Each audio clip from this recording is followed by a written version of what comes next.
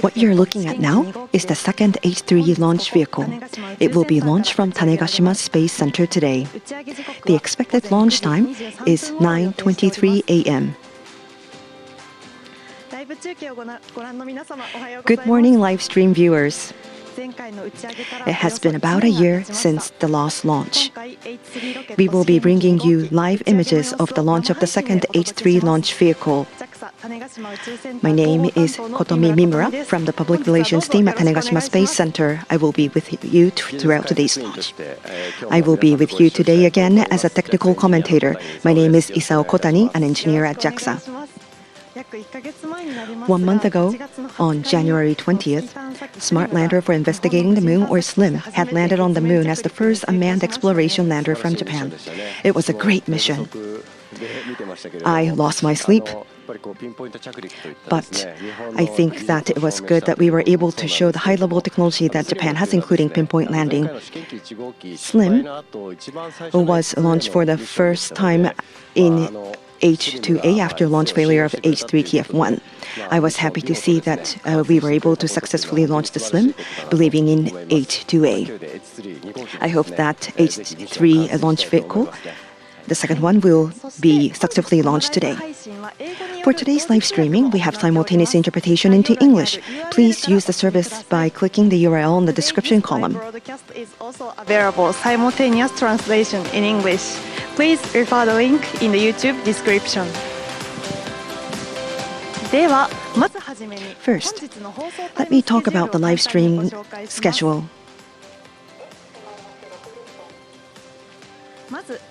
We will first start out with the overview of H3 launch vehicle, explanation of the failure of the launch of the first H3 launch vehicle. It will be followed by introduction of the mission of second H3 launch vehicle. We will show a video interview of Project Manager Okada, followed by the introduction of flight sequences. At approximately 9:23 a.m., we expect the launch to be conducted. 17 minutes from there, at around 9:40, the initial combustion of two-stage engine will be completed. Right after that is CESat-1E, a small satellite which is piggybacking on the second H3 launch vehicle, is planned to be separated. The main mission is for this launch is orbit injection of the second stage. You will see up to that point in today's live streaming. I think many of you have seen in the live streaming and on the news that at 10:37 and 55 seconds on March 7, 2023, the first H3 launch vehicle was launched from Tanegashima Space Center. However, the second stage engine LE-5E3 ignition did not occur because there was no possibility that Daiichi 3 satellite, ALOS-3, which was being carried by the launch vehicle, could be injected into the designated orbit. A distress command was sent to the launch vehicle. The first H3 launch vehicle launch had failed. Since that day, countermeasures were taken and identification of the root cause was conducted, and we were gathered here once again to observe the launch. So since the launch had failed, the root cause analysis had started in less than 8 months until the submission of the report. The H3 launch vehicle project team, Mitsubishi Heavy Industries, and other related companies who is in charge of the development, as well as other stakeholders and personnel, had made huge efforts to make today happen. Everyone is very looking forward to this. So before explaining about the reasons for the launch failure in the last attempt, as well as what had happened, we would like to provide you the explanation about the H3 launch vehicle itself. Kotani-san, please. The second launch vehicle, which will be launched today, I would like to talk about its form. The second launch vehicle has the exact same form as the first launch vehicle. So it would not be mounting the satellite. There would be a VEP4, which is looking for the performance identification, and we will be verifying what could not be verified during the first launch. So I would like to utilize this model for the general explanation of the structure of the launch vehicle. The most important portion is this top portion, fairing. Satellite, the probe vehicles will be mounted. VEP4 and two small satellites are mounted. It weighs about 2 to 3 cars worth of weight. And in order to launch this, huge energy is needed, and the energy is generated from the bottom portion. At the very bottom is the one-stage engine, LE9 engine, and there are two of them. The fuel is needed for this engine, and this top portion, the orange portion, this is a tank, the hydrogen tank and oxygen tanks for the first stage. This color change, you would not be able to see this, but within this, there is second stage engine, LE5B3 engine. On top of that is the liquid, the hydrogen and oxygen fuel tanks. At the very bottom, this small white rocket, so SRB3, which is the auxiliary boosters that use solid fuel. So using these engines, it will go to the altitude of around 260 kilometers. And after that, the satellite will be put into orbit. And in the first stage, in the first launch, we were unable to ignite this second engine. So the second stage rocket with the second stage engine plays an important role of putting the satellite into orbit. That's correct. So what is the characteristic of the H3 launch vehicle? H3 launch vehicle is built based on the H2A and other the launch vehicles technology that Japan has been developing. It utilizes various new technologies. The objective is to have the realization of flexibility, high reliability, and low price in payload transport.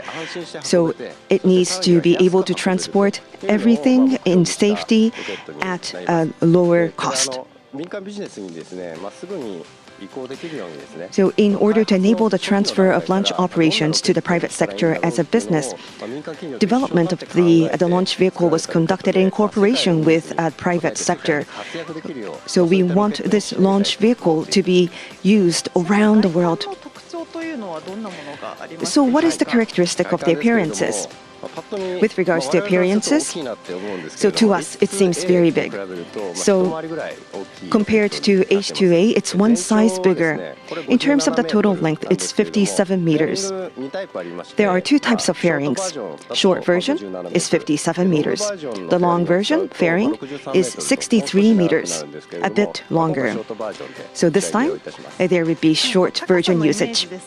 So in terms of the idea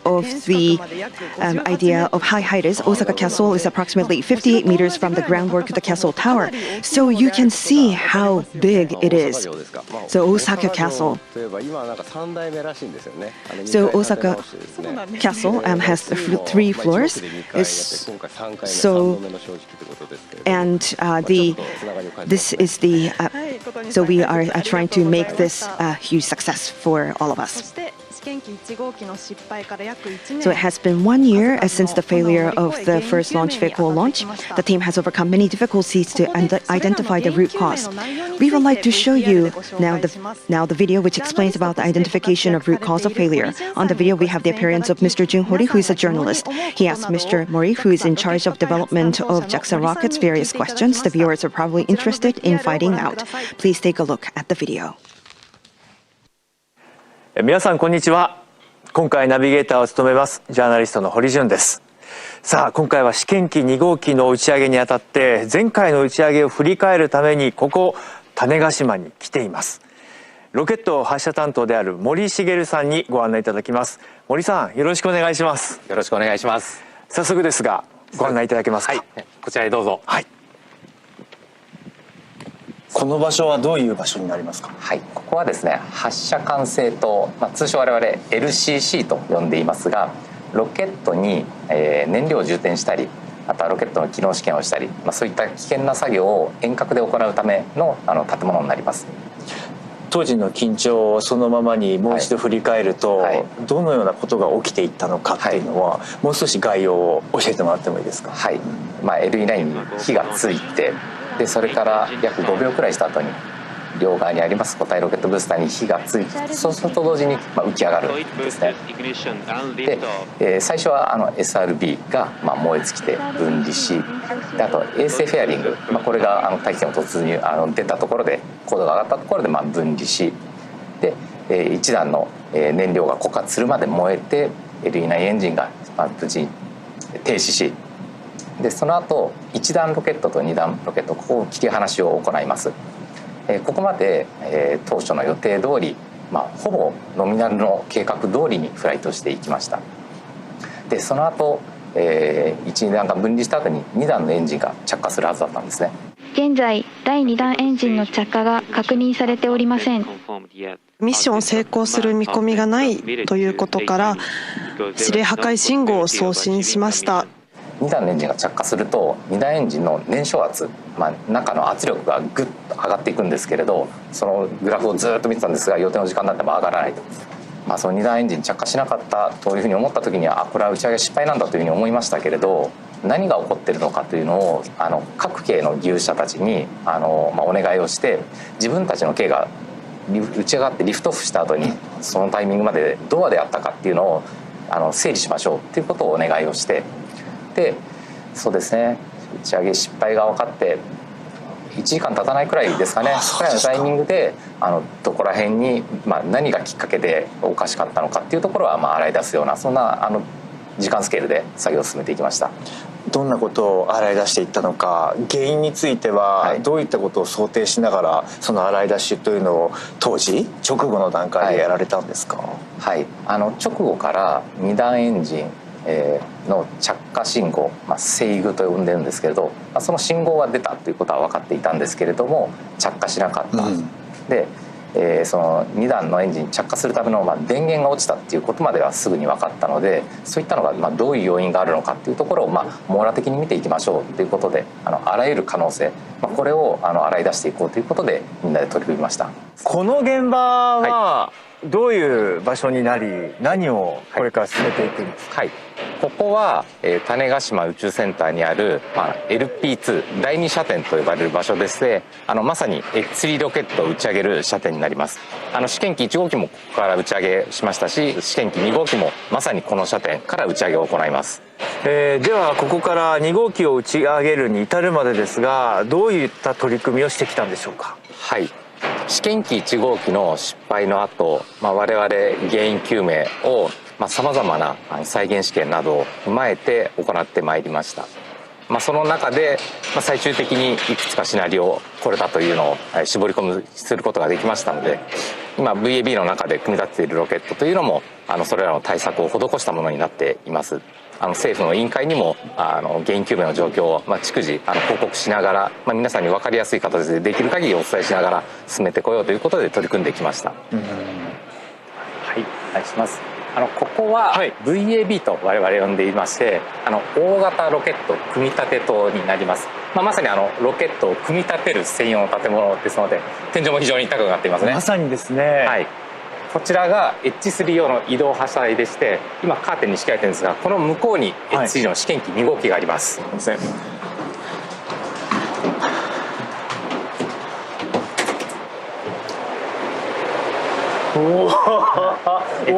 ケットの一段機体になります。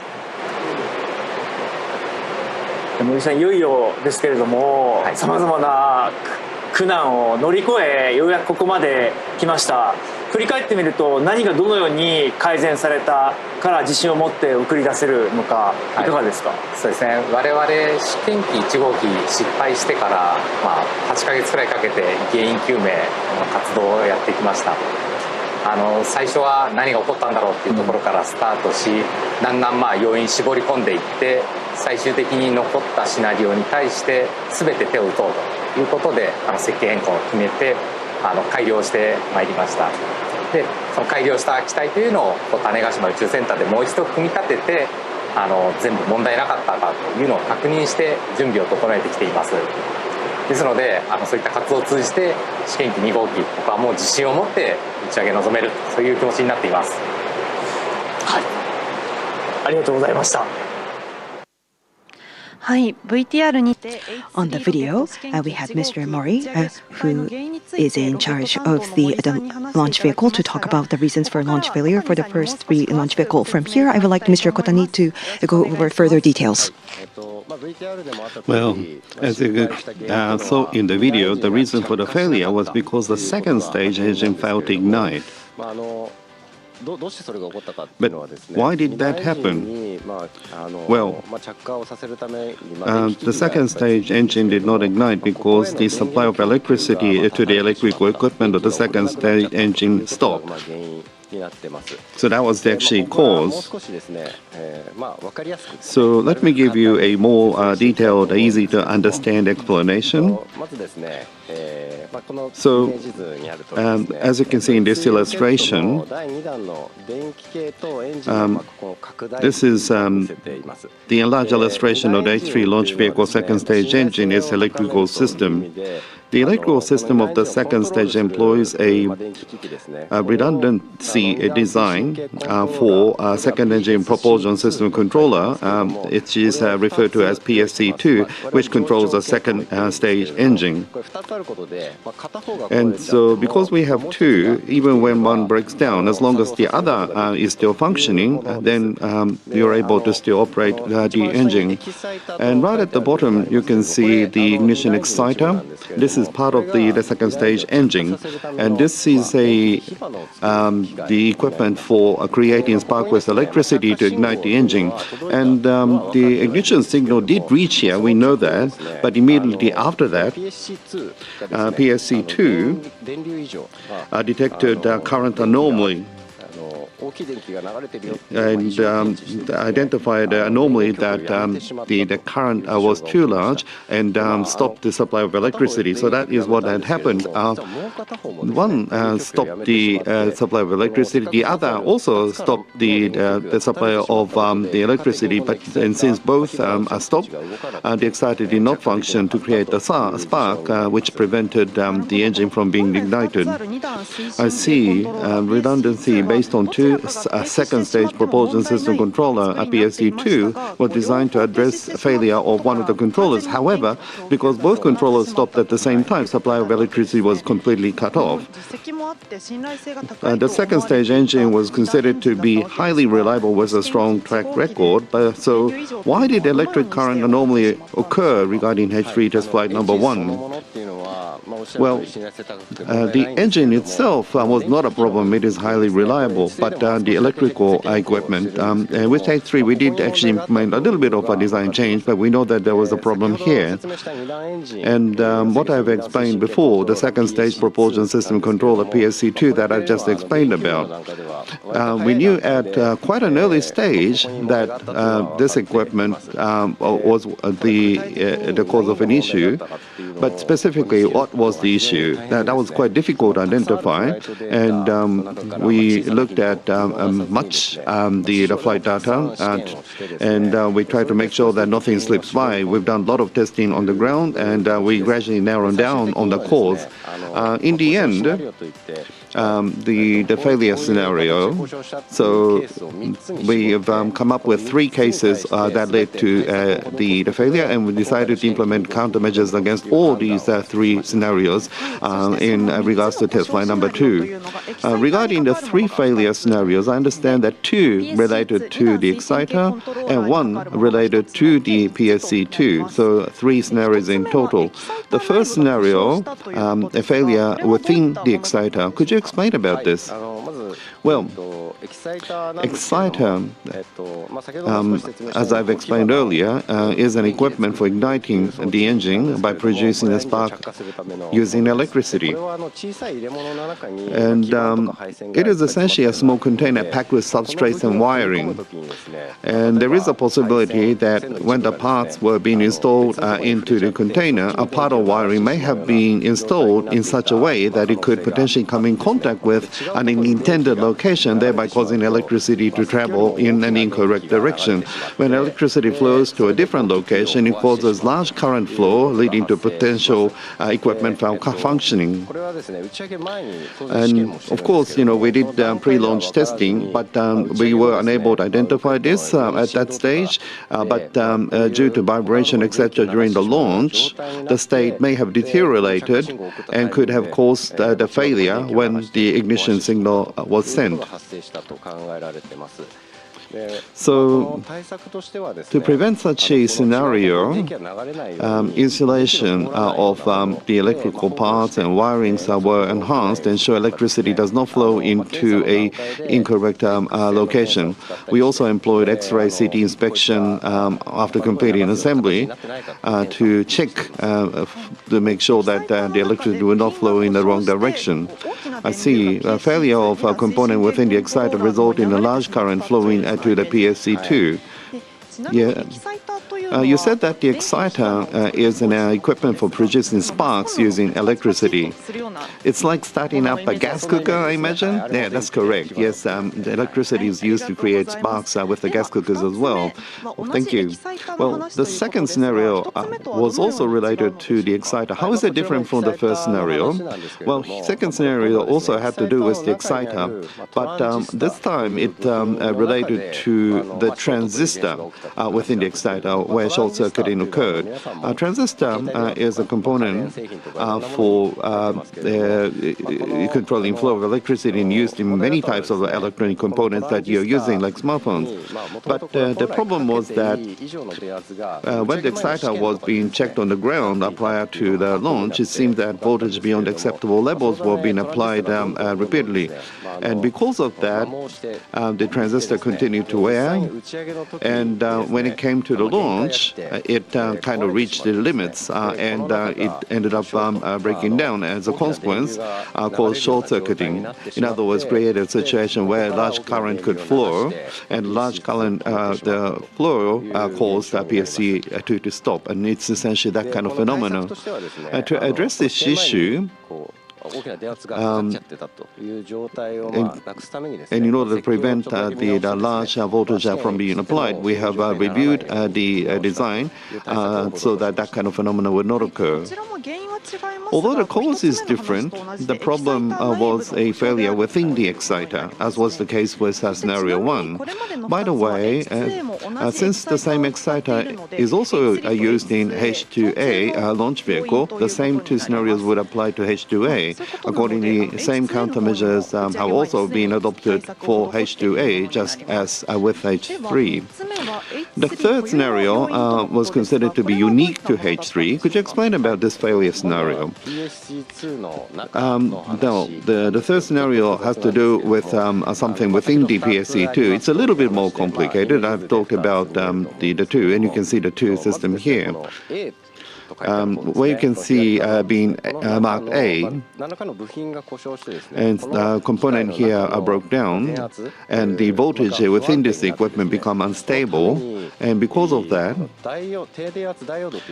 there is a component called a diode, and was unable to withstand the voltage causing short circuiting, and because of the short circuiting, the current ended up being diverted to B, also causing a malfunction of the device B. And as a consequence, both A and B were unable to supply electricity, and as a consequence, electricity could not be supplied to the exciter that I've explained about before. And the reason for this was the diode short-circuiting, so we decided to remove this component. We've checked in advance that it's okay to do so, but by doing this, we have been able to confirm that the same phenomenon would not occur. The equipment in which the problem occurred is different, but it is still short-circuiting that is considered, of course, that overcurrent that consequently prevented the supply of electricity to the equipment that was needed to ignite the engine. It makes you realize that so much care is necessary when designing electric equipment. Yes, that's right. H3 has used technologies from the past in the development, and so many equipment or devices are something that we have been using from the past. And when we use them in H3, we need to check again to make sure that they won't malfunction in H3, and to confirm that the same type of phenomena will not occur in the same type of location. And even if there is a problem like with test flight number 1, we have to try to prevent the launch from being stopped. And it's very important to adopt the thinking all the way through in that way. Thank you very much, Kotani-san, for your explanation. I too have seen firsthand the efforts made by everyone involved at Tanegashima here in identifying the cause and implementing countermeasures following the failed launch attempt last year. I was truly able to feel a strong resolve from everyone that we're going to identify the cause and make the next launch a success. Kotani-san, I know that you were involved in the work to identify the cause at Tsukuba. Do you have any memorable episode that you may be able to share with us? Well, I was involved in the work in identifying the cause regarding Epsilon 6 as well due to failure there. And I was able to be involved in identifying the cause for H3 as well. And through both of these experiences, I ended up thinking the same thing. And in terms of the investigation of the cause, when you know the result, you just kind of think, so that was the cause. But when you're going through that investigation, there are so many potential candidates. You don't know what are the true cause. And so it's like you're trying to identify a tree in a forest. And so you kind of have to feel your way through. And it's just continued difficulties that you kind of encounter. But engineers testing and doing experiments repeatedly, and they're actually improving their levels on an everyday basis. And they, as a consequence, the engineers become much more stronger, much more capable in coming up with the test flight number 2 on this occasion.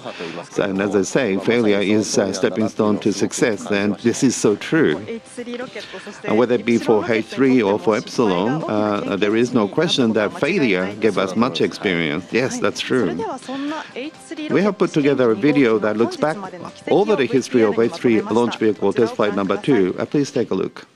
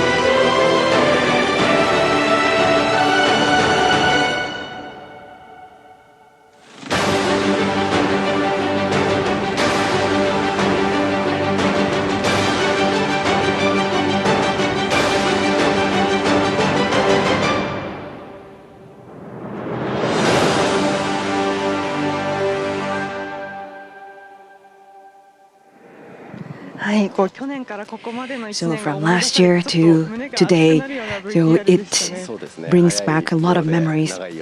So it seems very long, but it seems short as well. Now, we would like to show you what is going on now in Tanegashima in preparation for the launch today. What you see behind us is the launch pad where H3 launch vehicle is. We are at the Takesaki Observatory, which is approximately 3 kilometers from the launch pad. Let's turn to the weather information that we are all interested in. There is a bit of a cloud, but it's very fair weather. Yes, I think it's good for the launch. The wind is not so strong either. So we would like to give you the information about the meteorology. It is fair, and the speed of the wind is 5 meters, and it's 15 centigrade, and there's no problem with the weather today. So Kotani-san, so we were expecting to have the launch on the 15th, but because of the weather, there was a postponement. So could you talk a little bit about the weather conditions required for the rocket launch? So for launch vehicles, the weather is very important. The strength of the wind, whether there is rain or cloud, how much cloud there is, and also whether there is the electricity or the lightning included. So there is observation from the perspective of meteorology. And so there is criteria that needs to be met, and everything will be checked. On February 15th, the weather was not good. It was cloudy and there was wind, and the status had exceeded the specified value. So the postponement was made to make the launch on a good weather. So thank you, Kotani-san. So let us go to the Launch Control Center, or LCC, that conducts various operations remotely in preparation of the launch vehicle launch. The center monitors the condition of the rocket at all times and checks the fuel filling as well as other preparations before the launch, done remotely. Currently, the final work is being done for the launch. The Launch Control Center is located 3 kilometers from the launch pad. Why does it have to be that far? Could you talk about it? Yes. As I have explained at the beginning, the launch vehicle uses a lot of energy to go to outer space. Because of this, it carries large quantity of fuel to generate the required energy. Before the launch and right after the launch, safety must definitely be secured, and whatever happens. So at the time of the launch, we cannot get into 3 kilometers within that launch pad. So that's why the LCC is located 3 kilometers from the launch pad. The LCC that we are looking at now is a building that was created for H3 launch vehicle. What kind of work will be performed in the LCC from now? In order to launch the launch vehicle, it is not just pressing the button. Various equipment will be put into operation one by one, including the one on the ground. So the procedure, called the countdown sequence, so the people who are seated here have their own roles and responsibilities, and they will be checking whether everything is okay. The launch conductor, who takes the lead in the process, has the grasp of all of the conditions surrounding the launch. Thank you, Kotani-san. Now, please take a look at the video introducing the mission of the second H3 launch vehicle. そもそもこの H3 ロケットとはどのようなミッション、どのような特性、何を目指したロケットだということなんでしょうか。はい、H3 ロケットはとことん運用しやすいようにというところにこだわって作ったロケットです。世界に売り出していくためにも作りやすく打ち上げしやすく、そういった運用を良くしてコストダウンを図っていくっていうところを大切なコンセプトにしてやってきました。今回打ち上げる H3、ロケット試験機の2号機のミッションについて伺いたいと思います。はい、試験機2号機なんですけれども当初の計画からちょっと見直してですね、試験機1号機と全く同じ機体形態で全く同じ軌道にロケットを打ち上げる、こういったミッションになっています。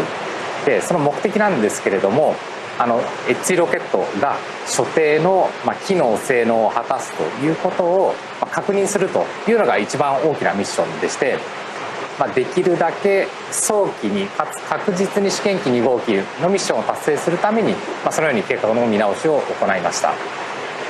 あと今回はその打ち上げロケットにさまざまなものを載せていきますよね、今回はどういうものを載せていくことになりそうですか？今回は公募で募りました超小型衛星2機を余剰能力を活用して同時に打ち上げる計画にしています。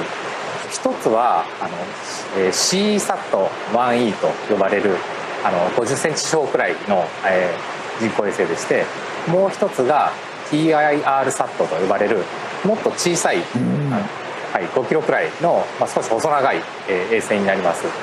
主ミッションをこなしつつ余剰能力を活用して小型衛星の相乗りもできるようにとして開発してきましたので、早速この試験機2号機でその部分も活用してさまざまな機関ね打ち上げの機会提供できるということは、非常に大切なことだというふうに思いますし、宇宙の利用の場を広げるということがこのロケットのミッションの一つですので、そういった環境を作ることも大切だというふうに思います。We have just taken a look at the video explaining the mission of second H3 launch vehicle. The main mission for this launch is second stage, an orbit injection. If the second stage is put into orbit and can obtain the data, it's a mission complete for this flight verification. That's correct. The performance must be first checked, and the payload, which is mounted, the payload that for vehicle evaluation payload 4 will be mounted, simulating ALOS-3. It looks very different in terms of the appearance. So it looks like Tsutenkaku tower. The weight is exactly the same as ALOS-3, and the gravity center is also the same as ALOS-3. In addition, there will be 2 microsatellites which are mounted on H3 launch vehicle. That's correct. As piggyback satellites, there are 2 microsatellites. One is a 50-kilogram class satellite CESat-1E, which mounts optical sensor and it can take satellite images. Another is TIRSAT, which is a 3U satellite, which has 3 10-centimeter squared cubes, which mounts an uncooled small thermal infrared sensor. It can take temperatures.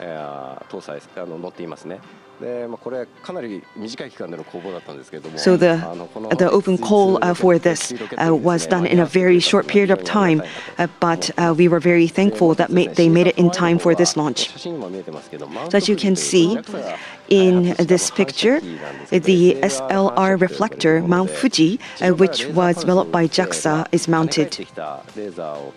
The laser reflected from the Earth is measured in order to measure the exact location.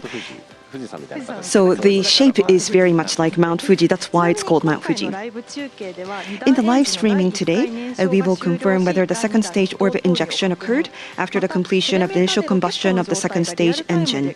We will cover up to the separation of CESat-1E, which is the launch vehicle status can be checked real time using telemeter. After the launch failure of the first H3 launch vehicle, we have received voices of encouragement for the second H3 launch vehicle at various events. So we conducted a campaign for encouragement, and on the fairing, which is at the tip, the message is put. It says RTF, that stands for Return to Flight, meaning we are taking on the challenge of the launch again. There's a trick to this. That's right. If you look at the RTF closely, you can see the little dots, and these are the messages that have been sent in. And so people working around the fairings probably saw each and every message right in front of their eyes, but these messages give a great sense of encouragement. And these messages sent in support will shortly travel to the launch, with the launch vehicle to the outer space.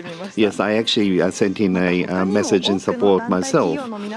We've also received much support from many other companies and organizations offering us words of encouragement in their websites and through various events. Thank you everyone for that. Now, we'd like to show you a video of an interview with Mr. Okada, the project manager. In the video, Hori-san is asking Mr. Okada about his engagement with this project. Please take a look. 岡田さん、よろしくお願いします。よろしくお願いします。第1回の打ち上げ、これは本当に岡田さんご自身もいろんな思いがおありだと思いますけども、振り返ってみると、いかがでしたか？そうですね、ロケットの打ち上げの前には本当に多くの人たちと一緒に準備を続けてきていて、打ち上げたら、何かあってもそこを修理できるわけではありませんので、もう人間ができることは本当にそれこそ、飛行を安全に中断することだけなんですね、打ち上がったら。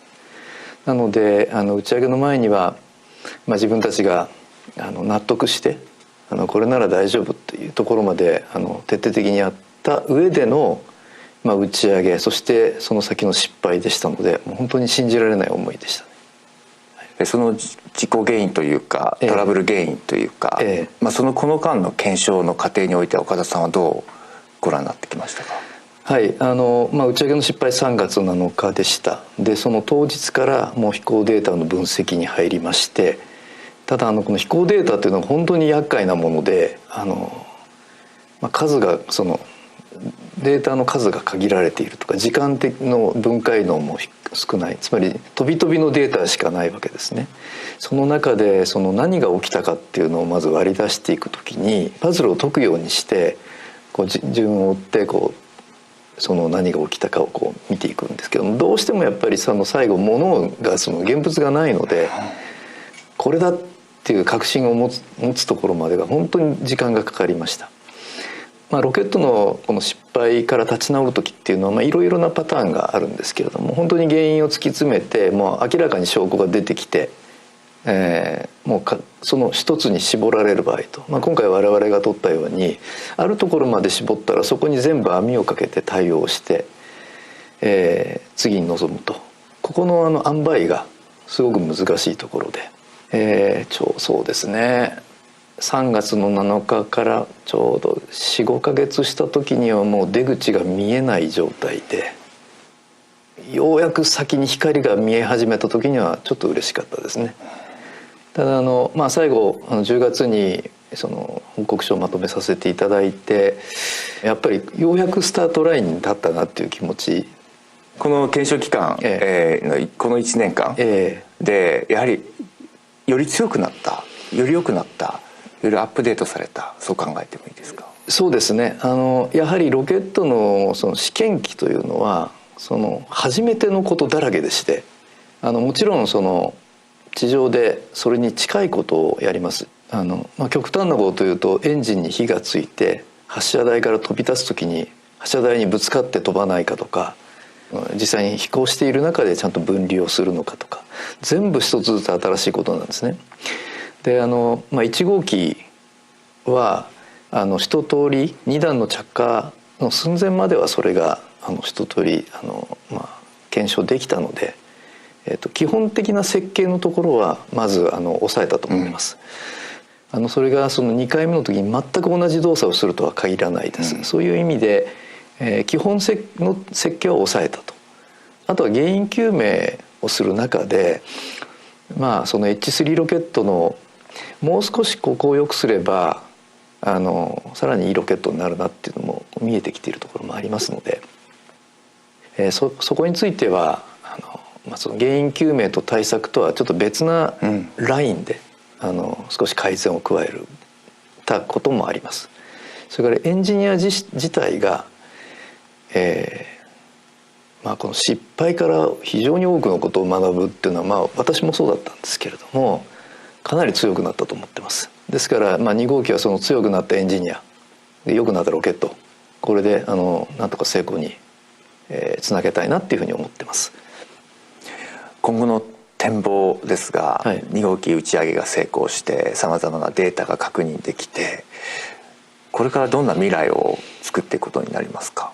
日本というのはすごくこの信頼性の高いロケットを作るっていうお家芸のようなことがありますので、まずその自分たちの目指すロケットを仕上げるというところはまず必要だと思ってます。その後でこのロケットを成長させていく、この世の中のニーズにフィットさせていくっていうことはもう今から並行して考え始めてますけれども、日本のロケットだからこれ打ち上げてほしいなっていうようなに思っていただけるようなロケットにしていく必要がありますし、それはロケット本体だけではなくて総合システムですね、システムオブシステムズ、種子島宇宙センターも含めてここから打ち上げたいなって、打ち上げてもらいたいなっていうふうに思っていただくにはどうしたらいいかっていうのを考えていく必要があると思ってます。このロケットの目標であります安心して使っていただけるロケット、そしてそれを世界中の方に使っていただけるロケット、ここが本当にこのロケットのコンセプト、大事なコンセプトなので、それを早く実現したいなというふうに思ってます。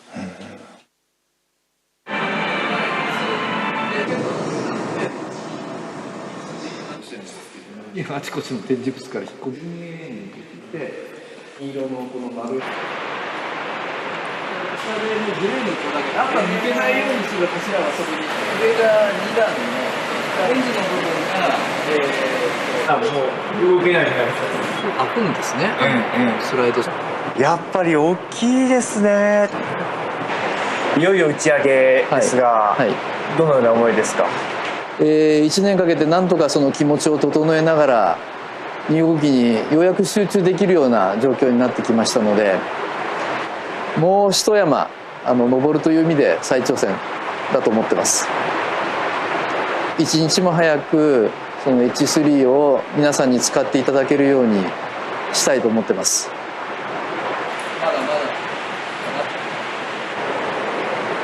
頑張ってくれよっていう気持ちですね。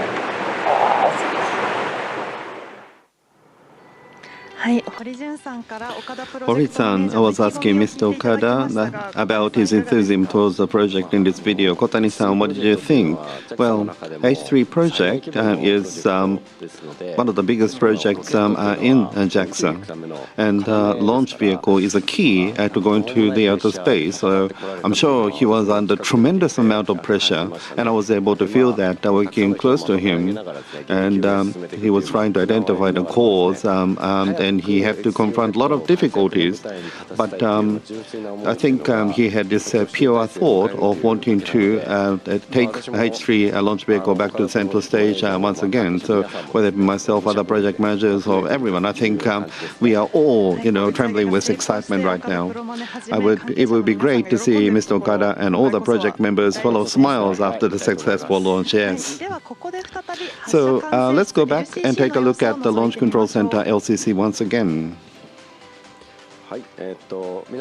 Yes, everyone look quite relaxed.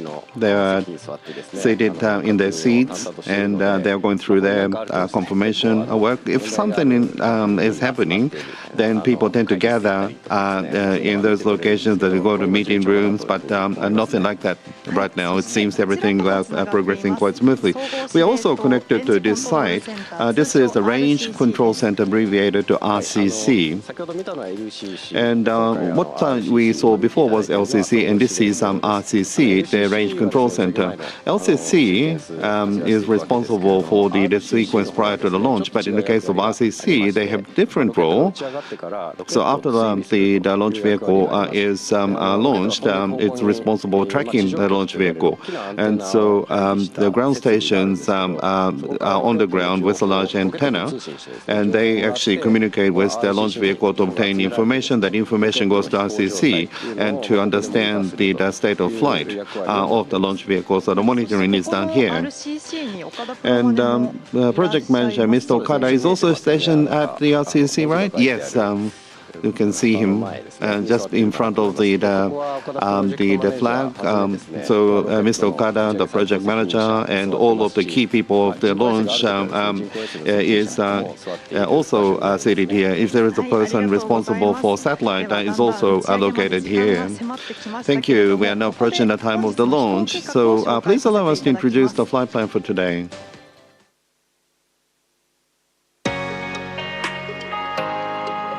種子島から打ち上げられる H3 ロケット試験機2号機。ここからはそのフライトシーケンスを紹介します。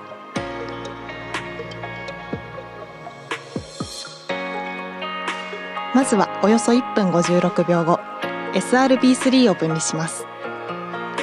そして3分34秒 So 3 minutes and 34 seconds afterwards, the fairing is separated. Then 5 seconds after 5 minutes, we will be separating first stage and second stage. And 5 minutes 17 seconds later, we'll start ignition of the second stage engine. Then after that, launch vehicle will continue on its flight, and about 16 minutes and 43 seconds later, CSAT-1E, a small satellite, will be separated, and TIRSAT will also be separated.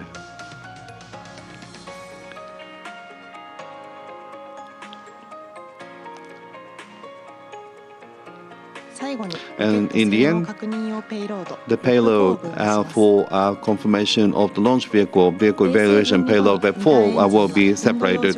Then the second stage will fall into the Indian Ocean safely, and until the completion and ignition of the second stage and the CSAT-1 separation, this will all be covered in the live stream today. So what you saw was the image of the flight sequence. And so if you'd like to introduce the countdown sequence prior to the launch briefly. And so there are a number of points that I'd like for you to focus on. The countdown has already started, and 240 seconds prior to the launch, which is 6 minutes before the launch, we start the automatic countdown sequence, which is done on a program basis. And 18 seconds prior to the launch, we will switch to the flight mode. So flight mode activated, all system preparation completed 15 seconds prior, and 6.3 seconds prior to the liftoff LE9 ignition. It takes a little time for stabilization. So and then the solid rocket booster will be ignited just before the launch for the liftoff. So if you could focus on these timings. So from here, we will switch to the screen to live feed from the launch site and audio to the remote control center. Here we go. 540打ち上げ9分前です。機体は最終的な確認作業が続けられており、現在のところすべて順調との報告を受けています。It is 9 minutes to launch and counting. H3 is undergoing its final confirmatory reviews. Currently, everything is going smoothly and going well so far. 打ち上げ8分前より打ち上げに向けた秒読みが開始されます。We will start the final countdown at T-8 minutes. 507、506、505、504、503、502、501、500。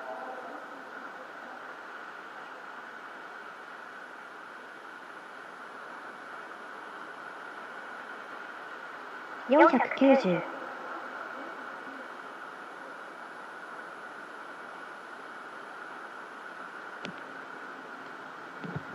480。打ち上げ8分前です。現在各系ともロケット打ち上げの最終作業を行っています。また警戒区域の安全は確認されています。It's 8 minutes to launch. All systems are now in their final operations. The restricted area has been vacated and cleared.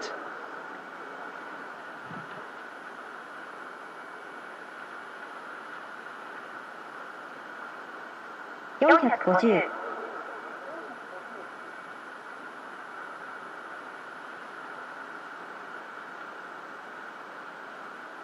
440、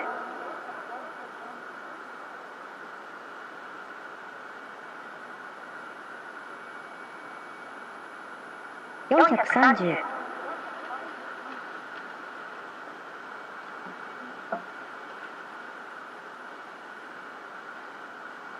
420、安全系準備完了。 Range safety system is go. 車上系準備完了。 Range system is go. 408、407、406、405、404、403、402、401、400。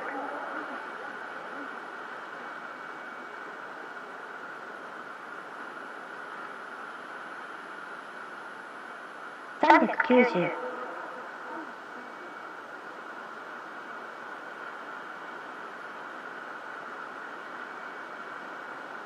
380、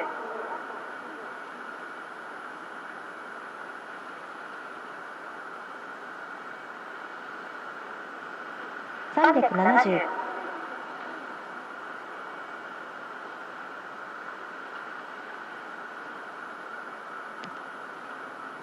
360、打ち上げ6分前です。現在車上の天候は晴れ、気温摂氏 14.4 度、北北西の風毎秒 1.9 メートルです。 It's 6 minutes to launch. The current weather at the launch site is fine. Temperature is 14.4 degrees Celsius. Wind is 1.9 meter per second from the north-northwest. The weather is still a go, and currently there is no constraint for launch. 本日の打ち上げ予定時刻は日本時間の午前9時22分55秒です。 Today's scheduled lift-off time 9:22:55 seconds a.m. Japan Standard Time. 310、309、308、307、306、305、304、303、302、301、300。打ち上げ5分前です。 It's 5 minutes to launch. 95、94、93、92、91、290、89、88、87、86、85、84、83、82、81、280、79、78、77、76、75、74、73、72、71、270、69、68、67、66、65、64、63、62、61、260、59、58、57、56、55、54、53、52、51、250、49、48、47、46、45、44、43、42、41、240、39、38、37。自動カウントダウンシーケンス開始。 Automatic countdown sequence has been initiated. 現在ロケットの管制は竹崎発射管制塔から行われています。 H3 is now operated under the command of Takesaki Launch Control Center. 19、18、17、16、15、14、13、12、11、210、209、208、207、206、2段液体水素地上油圧開始。 Pressurization process of second stage liquid hydrogen has been initiated. 96、95、94、93、92、91、190、89、88。1段液体水素地上油圧開始。 Pressurization process of first stage liquid hydrogen has been initiated. 打ち上げ3分前です。 3 minutes to launch. 75、74、73、72。1段液体酸素地上油圧開始。 Pressurization process of first stage liquid oxygen has been initiated. 機体の電源が外部から内部に切り替えられました。 The power has been switched to the internal systems. 54、53、52、51、150、49、48、47、46、45、44、43、42、41、140、39、38、37、36、35、34、33、32、31、130、29、28、27、26、25、24、23、22、21、120、19、18、17、16、15、14、13、12、11、110、109、108、107、106、105、104、103、102、101、100、99、98、97、2段液体酸素地上油圧開始。 Pressurization process of second stage liquid oxygen has been initiated. 88、87、86、85、84、83、82、81、80、79、78、77、76、75、74、73、72、71、70、69、68、67、66、65、64、63、62、61、60、打ち上げ1分前です。 1 minute to launch. 56、55、54、53、52、51、50。フレームデフレクター冷却開始。 Flame deflector cooling is initiated. 44、43、42、41、40、39、38、37、36、35、34、33、32、ウォーターカーテン散水開始。 Water spray system at the launch pad is activated. 25、24、23、22、21、20、19、18、17、16、15、フライトモードオン。 13、 Flight mode on. 11、10、加工品トーチ点火。 Hydrogen purge igniter on. 全システム発射完了。 All systems are go for launch. メインエンジンスタート。 Main engine starts. SRB3 点火リフトオフ。 Solid booster ignition and lift off. H3 ロケット試験機2号機は2024年2月17日午前9時22分55秒に種子島宇宙センターから打ち上げられました。 We have a successful lift-off of H3 launch vehicle test flight number 2 from JAXA Tanegashima Space Center at 9:22:55 seconds a.m. on February 11th, 2024, Japan Standard Time. 打ち上げ以降ロケットの管制は竹崎発射管制塔から竹崎総合司令塔に引き継がれています。 The operation control of H3 has been switched from launch control center to range control center. ロケットは現在東南東方向の太平洋上へ飛行しています。 H3 is now flying above Pacific Ocean to the east southeast. 打ち上げ後1分が経過しました。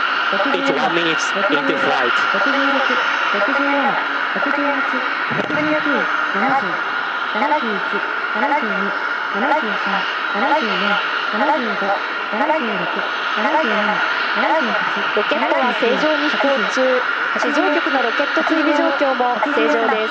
The H3 flight is on course and the ground stations are tracking the launch vehicle and all is good. 91、92、93、94、95、96、97、98、99、100、101、102、103、104、105、106、107、108、109、110、11、12、13、14、15、16、17、18、19、120、SRB3 分離。 Solid booster separation. ロケットは現在種子島内之浦の地上局から追尾されています。 Currently, Tanegashima and Uchinoura ground stations are tracking H3. 37、38、39、140、41、42、43、44、45、46、47、48、49、150、51、52、53、54、55、56、57、58、59、60、61、62、63、64、65、66、67、68、69、70、71、72、73、74、75、76、77、78、79、80、81、82、83、84、85、86、87、88、89、90、91、92、93、94、95、96、97、98、99、第1段エンジンの燃焼は正常、制御系、飛行経路も正常です。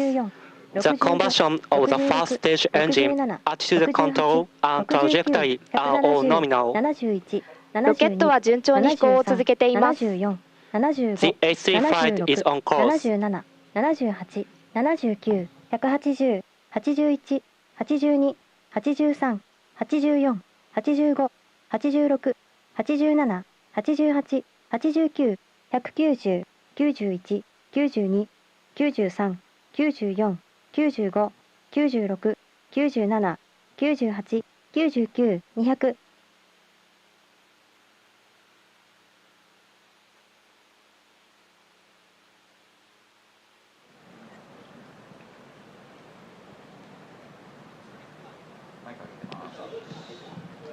衛星フェアリング分離。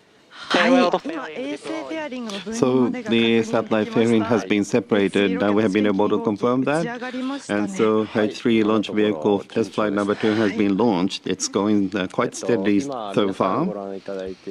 And so the screen that you're able to see right now, and this is called the flight status indicator for public for the H3 launch vehicle, which is abbreviated to H3 FIP. And as you can see right now, the direction the launch vehicle is traveling on is shown in this line. And so we receive information from the launch vehicle and is reflected into the screen. So the information from the launch vehicle on a real-time basis is reflected into the screen. And you can see the numbers changing on top left. On top left, where you can see 10,000, this is showing the velocity, and it's velocity in terms of speed per hour, so it's quite significant. But it's about 8 kilometers per second. That is the acceleration too. And next to that is an elevation of the height, and the time is shown in the middle. And so the ignition of the first stage engine is about to be completed soon.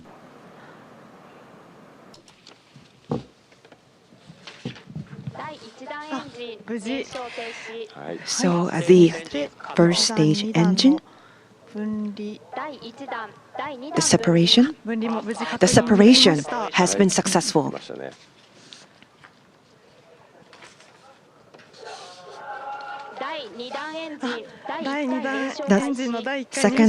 The initial second stage engine has been completed.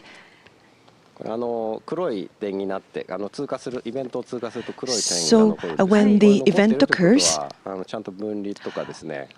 you would be able to see the dots, and the event had been confirmed. So it's going steadily. So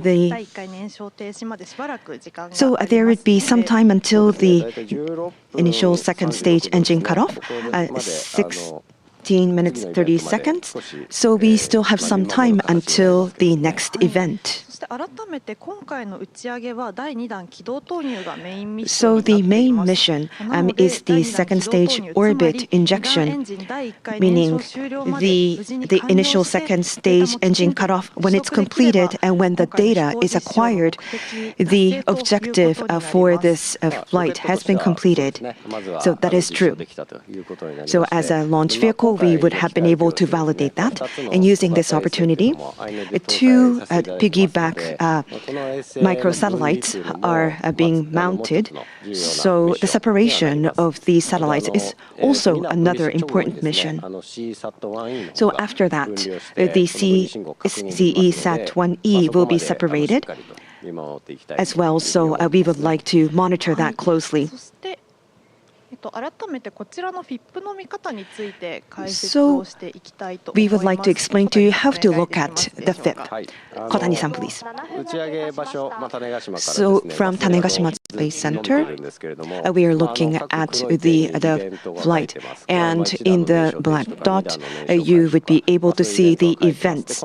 And there will be various events, and you would not be able to see that because it's far out. When the event is close closer, you would be able to visually check it. On the upper left, you would be able to see the speed at 12,600, and it would get to 28,000, meaning that 8 kilometers per second. Altitude is 560 kilometers, so it's even higher than ISS already. And it's 7 minutes 46 seconds after the launch. So that's how you look at the FIP. So up to this point, there has been no issue. That's correct. So you see the flight route in the line. And the announcement says that it's normal and it is on the right path.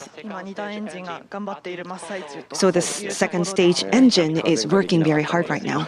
So last time we were not able to get there, so it's working very hard this time. Velocity is about 3.6 kilometers per second.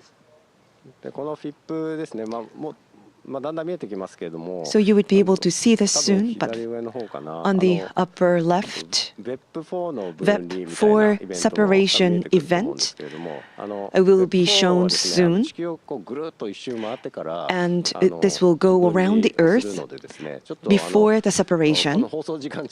So I don't think that we would be able to confirm the separation during this live streaming, but there would be press conferences and also announcement on the announcement on the website about what happened to VEP4, so please look at that as well. So TIRSAT, another microsatellite.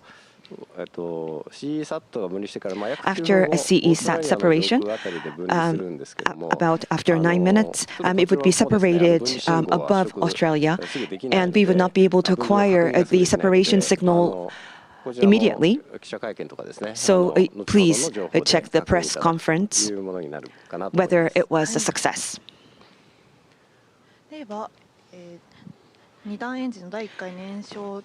So the initial second stage engine cutoff is X plus 15 minutes, so that will be about 7 minutes from now. We still have some time, so let's talk about H3. Yes, there was an announcement, and the combustion of the second stage engine is going without a problem, and 690 kilometers above the sky right now. Of the second stage engine, attitude control and trajectory are all nominal.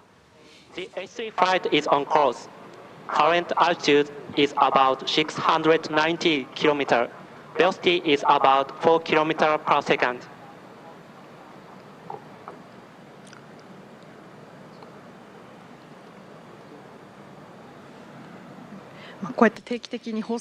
And so there is a periodical announcement which is reassuring, and the announcement is such that everything is going well in terms of velocity and also attitude. Everything is looking quite normal right now. And let's talk about H3 a little bit. It's a great opportunity. And H2A is a launch vehicle that is highly reliable, and that is what we are operating right now. But why are we developing a new launch vehicle, H3? Why was it necessary to develop H3? Can you explain? Yes, H2A was developed quite a long time ago. And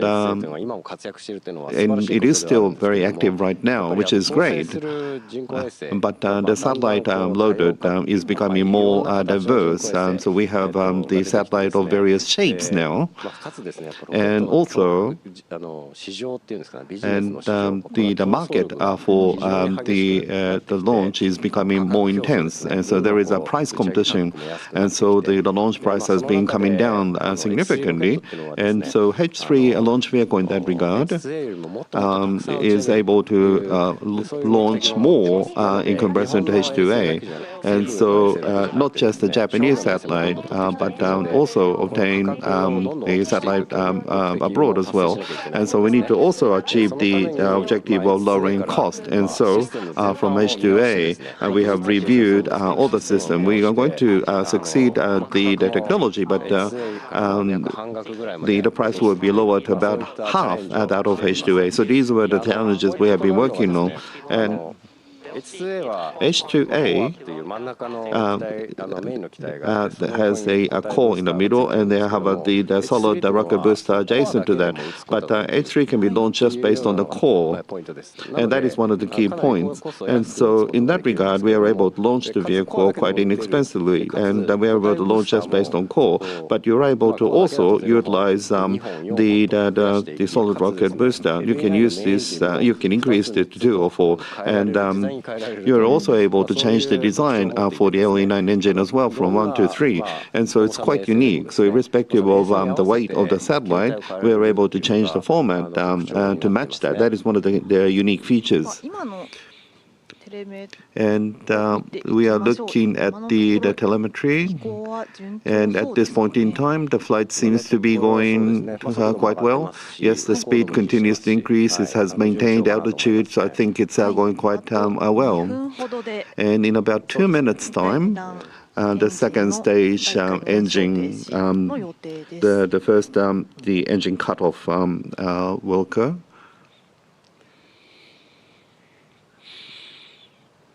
So CSAT-1E separation is upcoming. That's going to be fun. And immediately after the second stage engine cutoff, we are scheduling to separate this satellite. CSAT-1A, 1E, has Mount Fuji developed by JAXA. I think you've explained that. And we are able to accurately measure the distance from the Earth to the satellite using this device. Why do we need something like this? Well, I can talk for more than an hour on that topic, so let me be brief. Around the Earth, there are space debris, and there are also active satellites as well, but there are a lot of objects, and we are monitoring everything right now, and there are about 25,000 the objects flying above the Earth in the space, which are all monitored, and you use the telescope from the ground, and confirming when they fly by. We'll put that into simulation, and we actually track how they travel. But accurate location, when you are able to understand the accurate location, then you can, so whether those objects, we need to monitor, make sure that they don't collide with some ISS and so forth. Event is upcoming soon.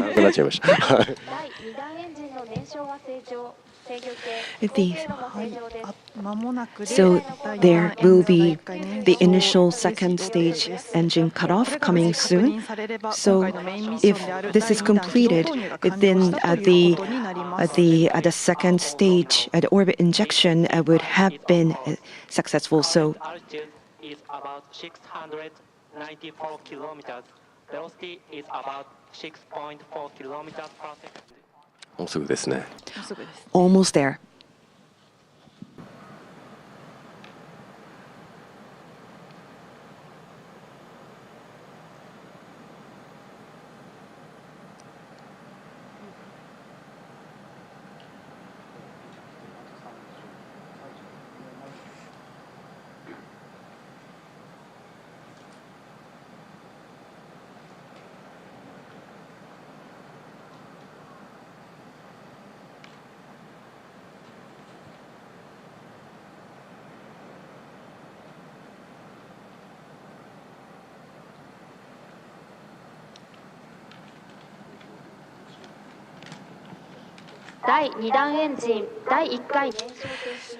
The initial second stage engine cutoff had been confirmed, and the CSAT-1E will be separated soon.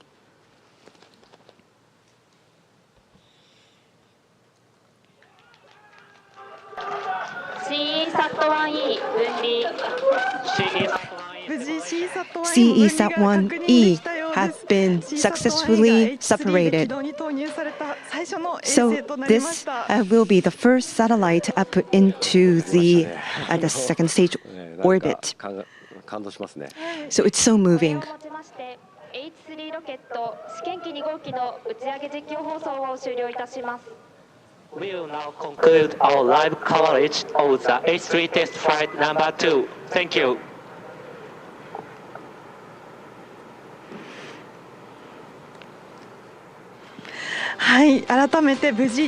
So once again, the initial second stage engine cutoff was conducted successfully. So the mission was complete for second stage orbit injection. CESat-1E was successfully separated. So I was so moved. And at the same time, so the evaluation has been made for the vehicle, and I feel that there are so many things that would be coming up to us, and the story of H3 will begin from today. So I hope to have the support from all of you to H3. So H3 will be standing on a new starting point. But the people who were involved in H3 launch vehicle and people who have supported this project. And I feel so happy that this became a successful launch. So there were so many encouraging messages, and I felt that there were so many people who were cheering for H3.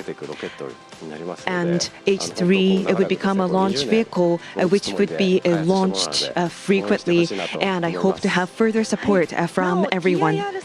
So TIRSAT and VEP4 separation, as well as the second stage re-entry, the result of that will be brought to you by a press conference, and that would be live streamed on JAXA channel. And as for the details of the press conference, you would be able to look at the website of JAXA as well as social media of official social media of JAXA. So I hope that H3 will have continued support.